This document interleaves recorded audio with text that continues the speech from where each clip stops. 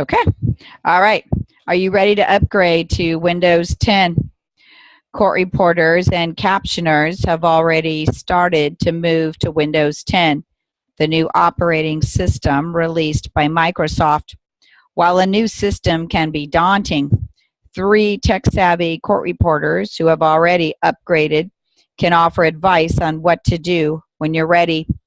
All three court reporters who tested Windows 10 for the JCR said it was a relatively simple transition from Windows 8 and that it took about an hour. When upgrading from Windows 7, some reported having a tougher transition. If you have a Windows 7 computer with lots of programs and tweaks to it, I'd say if everything is working, wait, recommends Keith Lemons, RPR CRR, a freelance court reporter in Brentwood, Tennessee, and JCR contributing editor. You have until August 2016 to upgrade to Windows 10 for free, and a lot more bugs will have been discovered and fixed by then. If your computer is still waiting for the update to be available, definitely wait. From what I've read, only the computer configurations with no known issues were apparently dubbed first wave available because they knew there would be few, if any, problems with the upgrade. If you are way down on the list, chances are you have a configuration that hasn't been tested or is not exactly bug-free. Another word of advice if you want to upgrade: give yourself a few days without a job so that you can get used to the new system. If necessary, redo the upgrade or go back to your previous system if you find it doesn't work. The CAT software companies have reported that their systems are compatible with Windows 10. See below. What you will probably like about the upgrade. I have upgraded most of my computers to Windows 10 with no problems. Windows 10 is pretty much like 7 with the added bonus of apps if you want them on the start menu. One big plus is that when you do the free upgrade to the 10, it doesn't wipe the computer of your installed programs and device, said Sue Terry, RPR, CRR, NCRA Director, and liaison to NCRA's Technology Committee.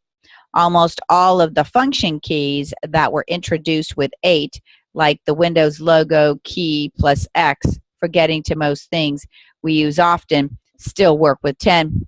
Windows 10 is everything Windows 8 should have been. I love it. It's fast and friendly, said Lamont, who also upgraded a computer from Windows 8 to Windows 10. I rather like their new internet browser, said Terry, called Edge. It seems like a much faster browser than the old Internet Explorer. Oh, interesting. So there'll be a new browser called Edge where you might have issues. The only issue I've had is with the older version, actually the only version of Blue Soleil Bluetooth software for Mira and Diamante, reported Lamont. It needs to be uninstalled and reinstalled with the correct version, which can be downloaded from Stenograph or just put on a thumb drive in a folder and executed from there. Also, getting the Bluetooth to run every time has proved to be a bit elusive. The best solution is to open the Blue Soleil program and make sure that the services are running and that the COM port is active. I was also told by a trainer that we need to reinstall the PDF writer for Case Catalyst, which is found in the program folder itself.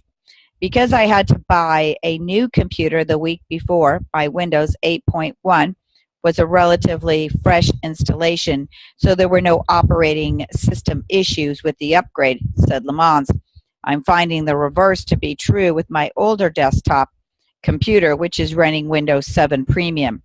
I still cannot get the upgrade icon to even schedule a Windows 10 install. Nothing I've tried short of grabbing the actual program from CNET has worked. My other older HP notebook will not upgrade because of its video card. There is no known fix for that. And then it goes on if you're on a Mac, but I don't think we are. Here's on behalf of NCRA's Technology Committee, the JCR staff contacted the makers of CAT software products to ask if the different software products were ready for users to update to Windows 10. While representatives from all 5 companies said that users could update when they were ready, they all suggested that it may be wise to wait until more of the Windows 10 operating system's bugs were found and the operating system has been further updated. Microsoft is frequently releasing updates that are automatically made to Windows 10 to fix problems. Newer versions should also contain all the updates made to date. All 5 companies asked that users who do have problems report them so that the companies are aware of them. Stenograph. Stenograph spent several months testing Case Catalyst with Windows 10 and found versions 12 through 16 compatible. As with all updates, Stenograph recommends making backups of your work before updating to Windows 10, said Dan Peterson, Stenograph's Director of Marketing. Okay, that's interesting. Definitely do a backup first. Okay, here's a preparation guide for flawless real-time output. Reporting a deposition or other event in real time doesn't need to add stress to your day. Knowing your software and its shortcuts, having a plan, and being prepared for the topics you hear will go a long way to helping you provide flawless real-time on the job. Know your software. Several reporters interviewed by the JCR said the first step to being prepared is to know your software. Our CAT vendors have provided us with a large number of tools to not only prepare for real-time jobs, but more importantly, on the fly, correct your real-time feed from your writer using macros, real-time commands, speaker fields, etc., said Sandy Vanderpool, RMR, CRR, a freelancer from Lotus, California. Vanderpool, who also holds NCRA's Real-Time Systems Administrator certificate, noted that this is the single most important piece of advice she could share. Be familiar with your CAT software capabilities and let your software work for you. My software has options to power define entries from the writer. Whenever you can keep your hands on the writer and add entries, it gives you just that extra bit of time to do things quickly and make your feed even more clean on the fly, said Lynette Mueller, RDR CRR, a court reporter in Johns Creek, Georgia.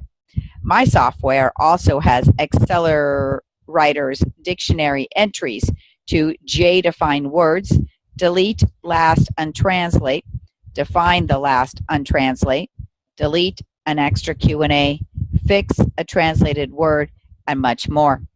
Many of the software companies offer specific training on these features. They also work through various associations to help court reporters better use their products, and it pays off for reporters. Many of the CAT products can now offer users the ability to define a stroke after the fact, suggest strokes, or fix or delete untranslates, all of which create a smoother product for your clients. I always learn as much about my software as I can, said Marjorie Peters, RMR, CRR, also holding the Real-Time Systems Administrator certificate, a reporter from Pittsburgh, Pennsylvania. She noted that the CAT software features are like very powerful tools that can ease my work and mind as I write to help me provide the cleanest translation. Even if I do receive a complaint or find information about the witness, unanticipated phrases, terms, and number sequences will crop up in a deposition only to be repeated multiple times. Case Catalyst Brief It and Live Suggestion come to my aid every single time. Know your system. The reporters also said that knowing your system inside and out will save you a valuable time if you do encounter problems. For Peters, prepping for a real-time job involves two distinct elements: the tools and the writing. When I know the real-time equipment setup that I will be using inside and out, I can walk into a deposition suite calmly and confidently. That removes stress. If there is any troubleshooting that has to be done, I can be more focused on finding the resolution and will do so quickly because I am already confident that my real-time equipment is set up properly. Peters explained that her need to get problems fixed quickly comes from her days working as a broadcast and cart captioner. In broadcast captioning, we have to record the actual time spent resolving a technical issue and then file a written report, said Peters. But, she noted, the same kind of knowledge can help in court, depositions, or any other situation you find yourself in.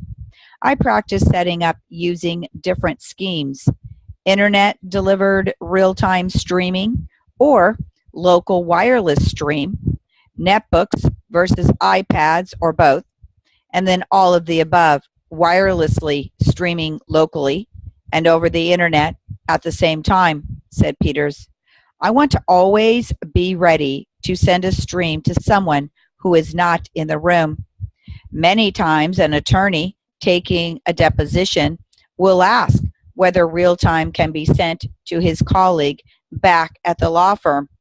It's an excellent tool in that scenario, as well as for someone participating by conference call to view the real-time stream. It reinforces the value that I can bring to the client as a proficient real-time writer. When I practice and prepare both my hardware, software, and writing, I am more relaxed and write at peak performance, said Peters. Vanderpool feels that preparation is constant, referring to a job she took recently. Just today, I spent about 2 hours preparing for a live deposition real-time audio and video feed. I have a new computer and haven't worked with live deposition streaming for several months. So testing the technology on my end and with the client was a necessity to ensure client satisfaction and for my peace of mind. Update your dictionary. Reporters still rely on word lists and the notice or prior transcript to get a sense of the vocabulary, although many of them also said they would do a search for the deponent on Google. Excellent point. I am always adding in dictionary entries, said Lisa Mervin, RMR CRR of Visalia, California. Recently, I had a real-time criminal proceeding with 30 defendants and 30 attorneys, and their Hmong, H-M-O-N-G, and Laotian, L-A-O-T-I-A-N, interpreters. I got the docket ahead of time, and then I made briefs for every defendant using the first syllable of their names written twice, and each attorney with the first syllable of their first or last name. I also do a lot of international conference captioning that requires speaker ID for 125 countries in case they speak, Mervin continued. I spent a great deal of time perusing the conference website, looking for documents and prior sessions, inputting names and possible terms, making sure I have all the country names with brief forms and also written out. Most of the reporters said that dictionary building is a continuous process. It's not just the individual job you're prepping for, but general knowledge and dictionary entries of words in case they come up, said Mervin. As a federal official reporter, Kathy Pepper, RMR-CRR, of New Orleans, Louisiana, looks at whatever information is available. If it is criminal matters and I am just handed a cover sheet with names and numbers of cases, I hurriedly make briefs for the defendants' names and their attorneys' names, she said. If it is a civil oral argument, I look at the relevant briefs and skim through them, looking for words or phrases of what they will be discussing, and make briefs for that, along with making briefs for the plaintiff's and defendant's name, as well as the attorney's names. If it is a civil trial, I will get a copy of the pretrial memorandum and make briefs for commonly occurring words and phrases concerning the case, the parties and witnesses' names, and the attorney's names. I skim through documents in the case and pick out what I think they will be discussing and make briefs ahead of time so that I can write shorter and faster, Pepper explained. Real time has become such a constant for me personally in that I connect to my iPad with every job, said Deborah A. Levinson, RMR, CRR, CMRS, CRI, CEO of Dalco Reporting Inc., based in New York and White Plains. The day before prep has really become non-existent for me. Others on our staff who do not follow this routine will run through a setup the day before. I always Google search a deponent for a real-time deposition regardless of being provided with a word list or notice or prior transcript. I read a few URLs and jot down some words on a Microsoft sticky note that night before. At the job, I stroke out any case-specific names or words available. Invariably, the parties will talk about topics other than what I've prepared for, so I'm ready to make appropriate briefs for words or phrases that are used repetitively. Even so, Levinson doesn't skimp on the basics. She said she makes sure to arrive early, properly fed, and with a positive mindset. And a supply of snacks, she said. I never lunch out and am prepared to work through every single recess short of comfort breaks. Final words of advice. My real-time goal is to always strive for 99.8% translation rate on every job, said Mueller. The prep work is essential to maintain or exceed that goal. My writing is constantly evolving. Writing short is paramount to the success of my translation rate, for keeping up with the fast talkers and also being kind to my body, specifically my back and hands. Do real time every time so stress does not become the underlying component of a job. There are always variables to factor in, so go easy on yourself and accept that real time is transparent and not picture perfect, said Levinson. Making real time the norm instead of the exception will mean that you are always, mostly, prepared no matter what is thrown at you on the job. I love when they say a name and it comes out perfectly spelled correctly, said Pepper. I love the time and stress it saves me by knowing what names will come out every time I write them. I think it really makes me look absolutely marvelous. When asked what the payoff was for prepping, Mervyn said, good, clean, real time. Spend the time. It pays off in a big way. We all prepare in different ways, that's for sure, said Vanderpool. But the bottom line is prepare until you feel comfortable and relaxed about reporting your assignment. Here's a couple of little points. A few pro real-time preparation tips. Always arrive at least 45 minutes prior to the deposition. If you can, ask for a caption if you don't already have it, and create dictionary entries of proper names, unfamiliar terms, and phrases. If providing a real-time feed, set up equipment immediately and test your real-time feed. Always do this first. Your client expects to have a successful hookup to their reporter.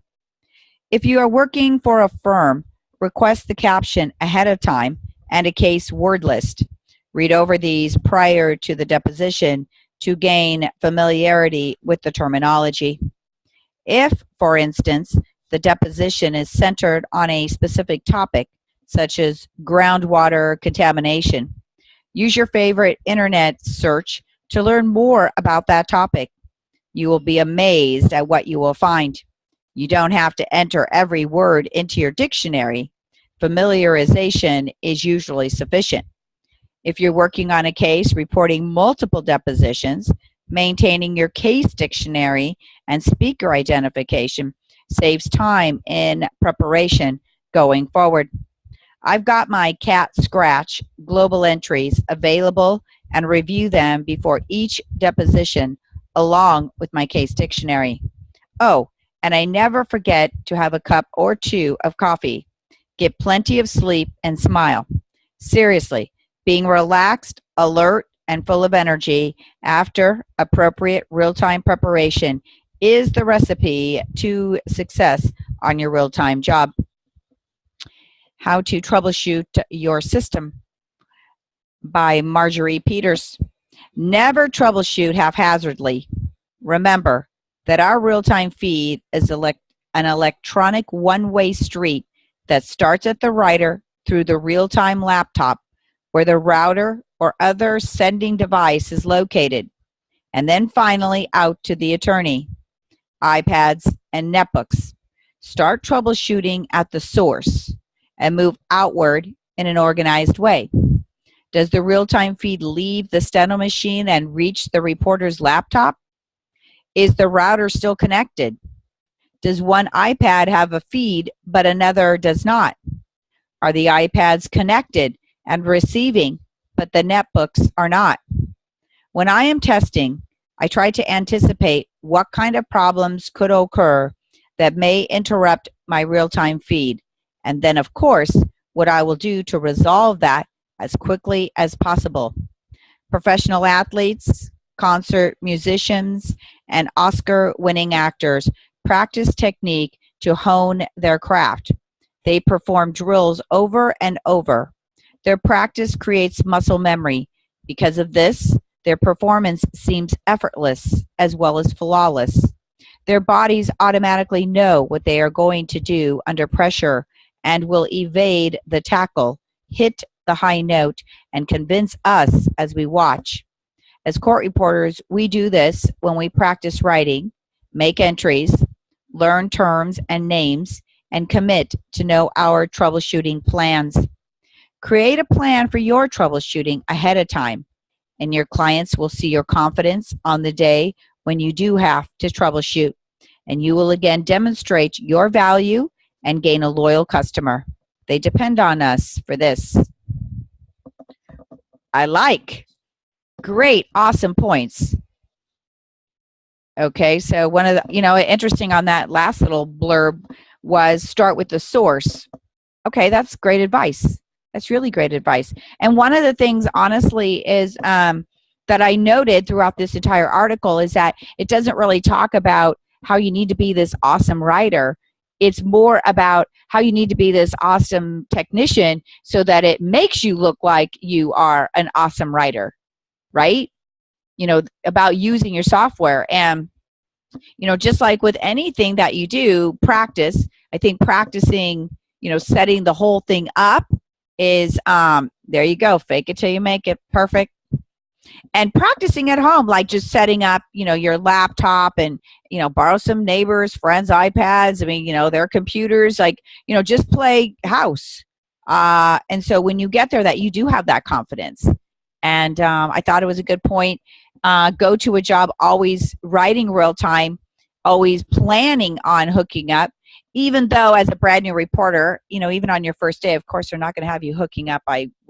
God only help us if they do. But, but you just always go there with that attitude, like I'm hooking up, then it makes it not so scary, right? Because you do it every time instead of you have that mindset every time. Anybody else see a good point? I have a question real quick. How they were saying Googling the deponent, what do you think would come up? Like their Facebook or, absolutely. I mean, just think of it this way. I mean, just say you meet, say you're dating and you meet someone, or actually my son was dating and, was going out this girl and I'm like, that dad seems kind of different. So anyways, I Googled him and I found out more than I really wanted to know. I mean, do you know what I mean? And no doubt, maybe dad Googled me. I mean, just Google yourself, right? Yeah, And I've done that before, and I'm so nosy, so that would y- be perfect for me. yeah. Well, like, another thing too, when you have kids and they'll go to a party or a friend's house, hey, you Google that house, and then you look at that house. You can see the house. So I think, I mean, honestly, I used to do this. I would put in, yeah, I was scoping for my sister, and she would have like a big blurb, and it was like a speech or something. Just some regular guy. I mean, he wasn't, wasn't the president or anything famous.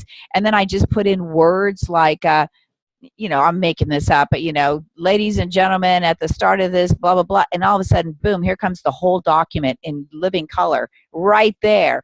So just Google, Google, Google, and like I would want his name. I would want, and the name of the case, so then you can kind of look at when this guy that was the dad of he was an attorney, and he actually had been, I don't want to say arrested, but he was for soliciting a clerk because he had not turned in his a particular case. In everything has dates. I mean, I can't really say as I blame him. I might do it too because, as an attorney, you have all these cases and there's due dates. And if you don't file it by the due date, right, then the statute runs out and you can't file it. So now your client is going to sue you because you didn't file it in time. So he went to the clerk, and I don't know if he offered her money or looked the other way or they were friends or whatever, and said, could you make this like due yesterday instead of today? And she did it. And so they both were caught and blah, blah, blah. So, so then that kind of would give you an idea of what the case is about. So then I'd want her name and then his name. And, you just kind of, how it goes, and then it just, how far you want to do it. But also, the more prep time you do, and again, kind of the nosy factor, I think we all probably have that, or we wouldn't be interested in this job. I always call it curious. But anyways, but we're kind of curious by nature, right? So if you do all of that, then your editing time when you come home will just be, so nice. But really the main takeaway is you don't have to be this, phenomenal, off the charts writer. You just really have to know your software to make you look like off the charts writer. Okay. All right, here. I want to do this one. Good. I think so too. I like that. This is a good one this week. Okay. This one's just how they profile somebody, and this girl's name is Donna Linton. She's an RMR, and she lives in Ashburn, Virginia, and she's a stenograph theory. I think stenograph had a theory, but anyways, and she graduated from Herkimer County Community College in Herkimer, New York. Erin, in your woods. While in high school, I wanted to go to nursing school for half the day in what they called BOCES, BOCES, like a trade school. But my guidance counselor encouraged me to find a career utilizing typing, grade shorthand, and English skills, which were my strong points. And then here is the unique part of the story. Let's just say a close relative was wrongfully accused of committing a crime. Thought about what my guidance counselor was pointing out, had observed some of those court reporting invoices, and suggested I might look into being a court reporter. I had no idea what it was. I thought I'd be writing newspaper reports and drawing caricature drawings for press releases. So I was quite surprised to be handed a weird-looking machine and a pad of paper. What has been your best work experience so far in your career? There have been so many. Just getting asked back to any case I worked on makes me feel like that was my best work experience. I would say being able to report the White House Preservation Committee meeting, in which the First Lady is always chair, was a highlight, circa Hillary Rodham Clinton. What was your biggest hurdle to overcome as a new reporter, and how did you do so? Traveling all over to the little municipal courts on Long Island. At night, lawyers would become judges, and we would be working on that docket until 2 a.m. sometimes. The bottom of my old gremlin literally fell out of the car on my way to one assignment, so I had to call a taxi to take me the rest of the way and have someone pick me up at midnight. So getting a new car was how I overcame that hurdle. What are you most proud of in your career? Actually, providing CART, Writing for recipients who are deaf or hard of hearing is the most rewarding thing I have done. They are so over the top appreciative. Even if a word doesn't translate properly, they tell me it's more than they ever get with even lip reading or sign language. I'm very proud to be volunteering in church to help parishioners, and I was a bit nervous to do it because it is so different from litigation writing. Now I can't imagine not being there for them. What advice or tips would you offer to new reporters? I have so much advice. Keep your keep your poker face on, no emotions. Another is to attend your state annual convention and the NCRA annual convention. The boost of confidence and networking that being with your fellow reporters gives you, as well as gaining advice on how to or venting, is more valuable than you can imagine and worth every dime. If you are going to take any certification test or your RPR, for example, don't take a break.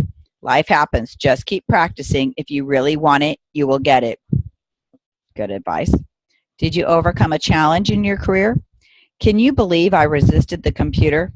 I would dictate into a reel-to-reel stenorette machine, and a typist would type multiple copy transcripts with carbon paper.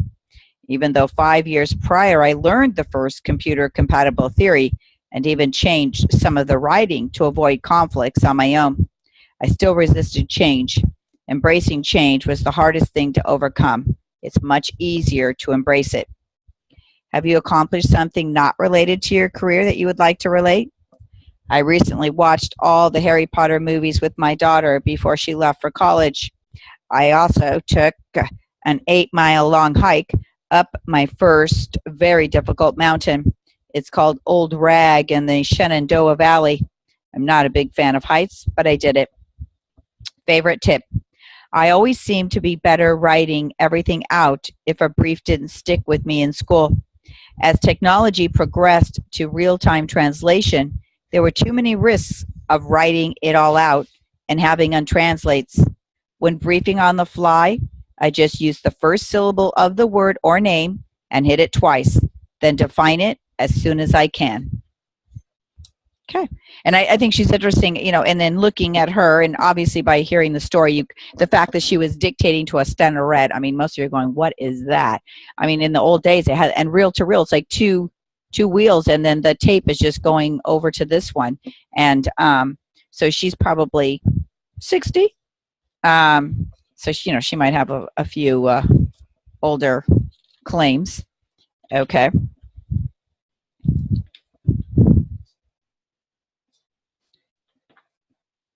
Let me see which other ones I marked. And that one always. Okay, here's one.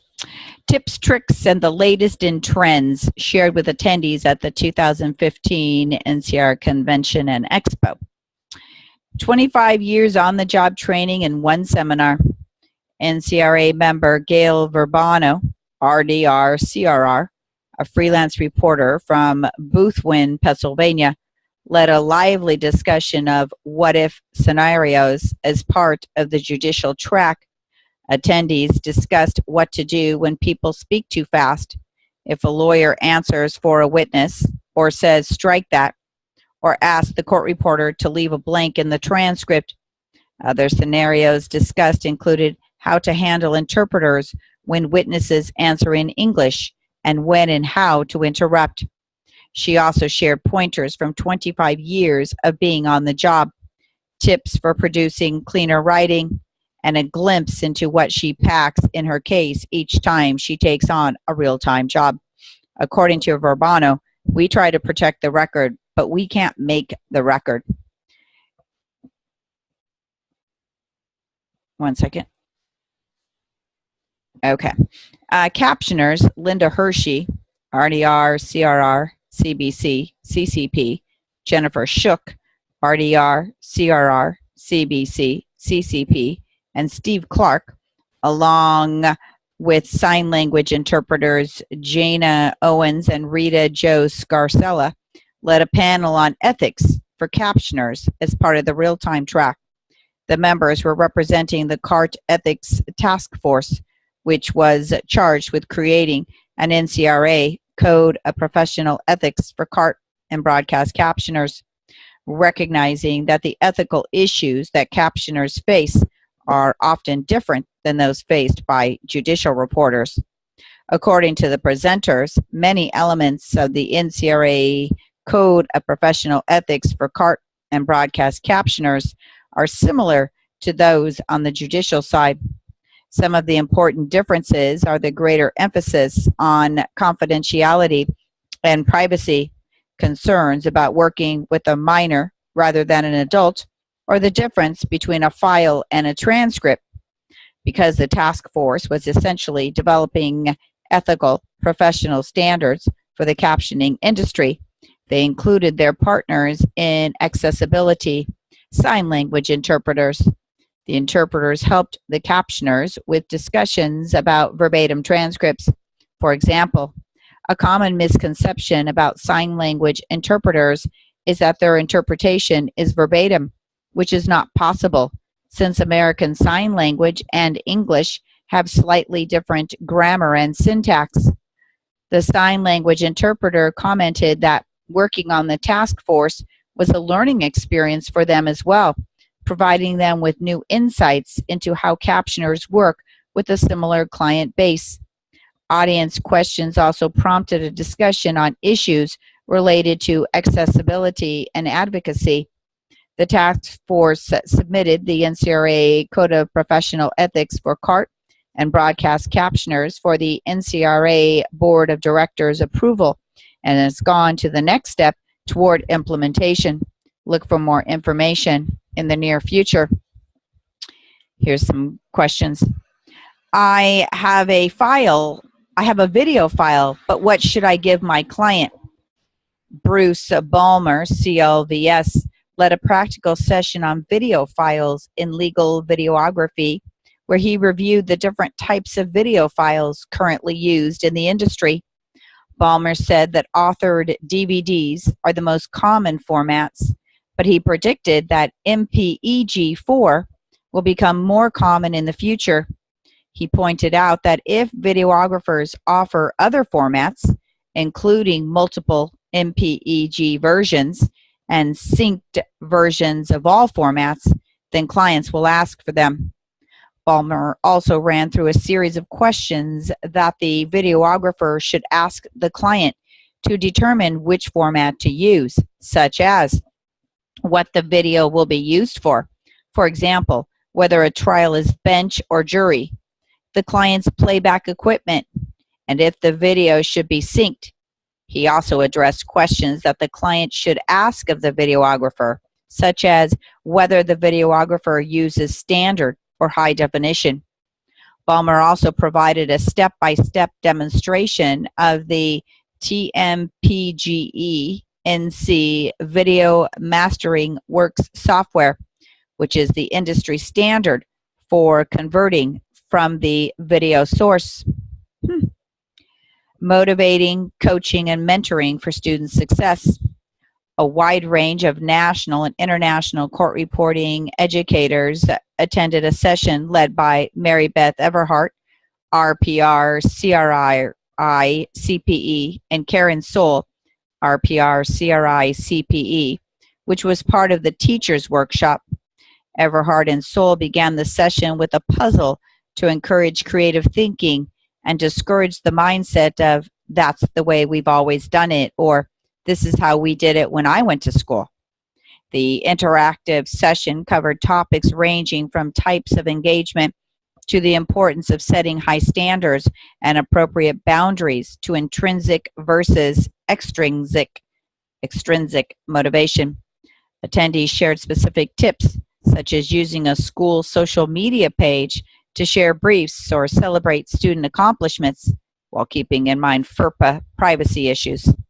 Everhart reminded attendees what we're training our students to do is really difficult, and it can be tempting for a student to fall under the trap of thinking, I'm not progressing because of the way the school or program is run.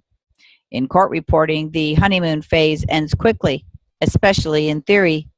While instructors should find ways to provide their students with regular, individualized feedback and support, at the end of the day, students need to spend time in school thinking and behaving like their future professional selves. This includes tracking and assessing their own progress and connecting with their local, state, and national court reporting communities. Let me just say something on that line also. We were kind of, of course we have meetings and this, that, and the other. And one of our last meetings was, sometimes, sometimes it feels like as a instructor, bye, Rachel. It seems like an instructor, like John was saying, sometimes it feels like we want their success more than they want it. And, and sometimes it does feel like that. And sometimes I know I tend to have more of a tough love version of it. But I think, I hope and it, that it's productive. But like, if I keep reaching out and you don't reach back to me and you don't seem like all that interested, it's like, well, I can't want this more for you than you want for you. So, you know what, then, human nature. So, just kind of something to think about, although I don't think it applies to anybody in this room, but, just thought I'd mention that. Okay. The reporter and the videographer partnership. Maureen Walsh, CLVS, and Chris Willett, RDR, CRR, CCP, teamed up to show the strengths of court reporters and legal videographers working together in the deposition setting during a session, including as part of the business track. Walsh and Willett shared the workflow before, during, and after a deposition for both court reporters and legal videographers, as well as which certifications to look for and the types of questions to ask to find the right teammate. Both presenters emphasized the importance of using a CLVS, citing the quality of the CLVS seminar and the rigorous exam. Walsh explained that unlike any other legal videography organization, the NCRA program was developed specifically to help CLVS support court reporters. A common theme throughout the session was how court reporters and legal videographers can help each other. Willett suggested that the Real-Time Systems Administrator certificate is valuable not just for a court reporter to earn, but also for a legal videographer to earn, explaining that an RSA credentialed videographer who is working with a CRR certified court reporter can assist with troubleshooting. In addition, the court reporter can hook into the videographer's audio mixer. Walsh suggested bringing a splitter, 25-foot cord, and quarter-inch adapter, which is higher quality sound than any audio backup system a court reporter may be using. And I'm sure you're thinking, and I'm thinking to myself too, like, wow, how are you supposed to learn all this, right? And that's an okay thought to think that. But I would, there's a STAR, I think it's STAR. It's another conference. It's not NCRA, but what it is it's it goes over technology. Like the whole thing is about technology. And, of course, we're on a student budget, but when you're on a court reporting budget, always keep investing so you stay on top of your game. Okay, so that you're always, the one they ask for and the one they want. And, that's just part of life, is just learning. Right? Right. Okay. All right. Take 15. See you in 15.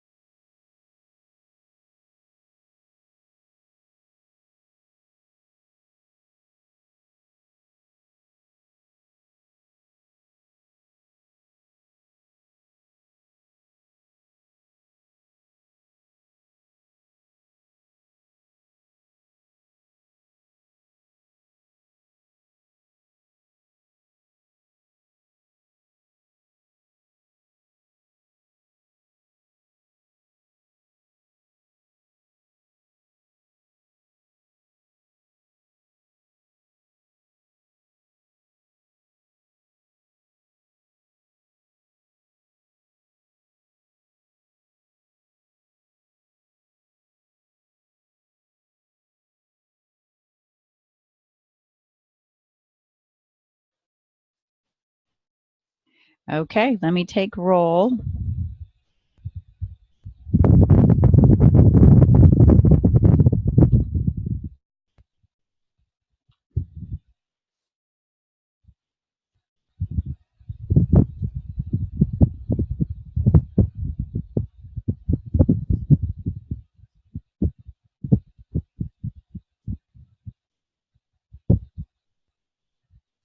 Okay. Don't forget to put your last names so I don't have to use my brain.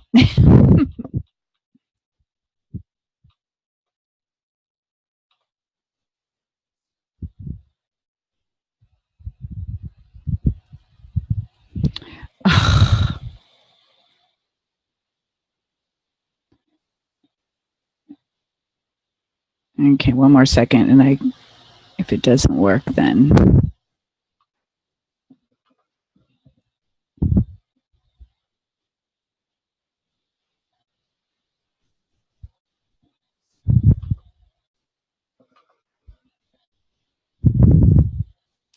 So, Aaron, you know that last, are you still here? That last article we read about, and it mentioned that, um, you know, it was a New York firm. Honestly, I always, you know, if I was going to apply somewhere, I would want to apply for someone who's active in NCRA and, you know, is doing great things, because, you know, then you'll get an opportunity to learn a lot. And even if you don't stick with them, at least it's something that you can take with you to another another agency. So, Which article was that?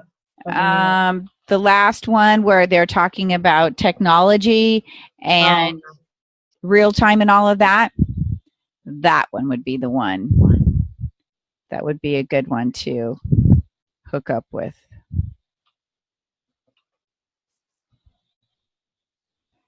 Okay.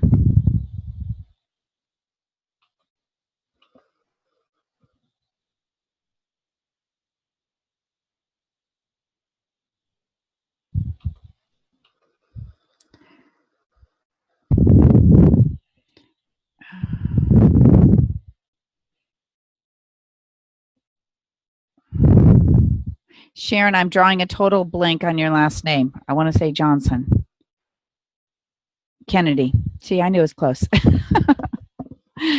Okay, Tina Teskey. Okay, Tina, how are you doing with the weather? You know, Tina's in South Carolina with all those flooding. I'm at the tip of North Carolina, almost in South, but it's good today. I mean, we had a couple days of no rain. It's just sprinkling today, so we're pretty much done with all that. Oh, thank goodness. Oh, I know. It was terrible. Depressing.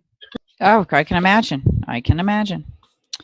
Okay, let's do some Q&A, and let's do 7 minutes.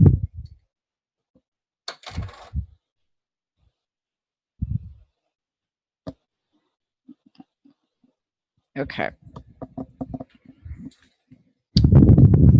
Share the desktop. Carrie, have you uploaded any new of your dictation onto RTC? No, I haven't. Are you missing that? Yes. Okay. Okay. I will, I guess, well, let me try on this. I'll try on this one. Let's see.